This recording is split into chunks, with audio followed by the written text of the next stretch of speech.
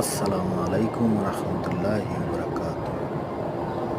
সম্মানিত ভিউয়ার্স, সবাই কেমন আছেন? আজকে আপনারা দেখাবো মদিনার ফার্স্ট মসজিদ, মসজিদে কুবা। এই মসজিদে কুবা আমাদের রাসূল সাল্লাল্লাহু আলাইহি ওয়াসাল্লামের নিজ হাতে তৈরি। রাসূল সাল্লাল্লাহু আলাইহি ওয়াসাল্লাম যখন মক্কা থেকে মদিনায় হিজরতে আসছিলেন, তো এই জায়গাটুকুতে অবস্থান করছিলেন। পরক্ষণে আল্লাহ এখানে জিবরাইলকে পাঠিয়ে বলছিলেন রাসূল সাল্লাল্লাহু আলাইহি ওয়াসাল্লামের যে এখানে একটা মসজিদ তৈরি করার জন্য, এবং এই মসজিদে যদি 2 রাকাত নামাজ আদায় করে কোনো ব্যক্তি নফল, তাহলে আল্লাহ তাআলা বলেন যে তাকে একটা উমরা হজের সওয়াব দেওয়া হবে।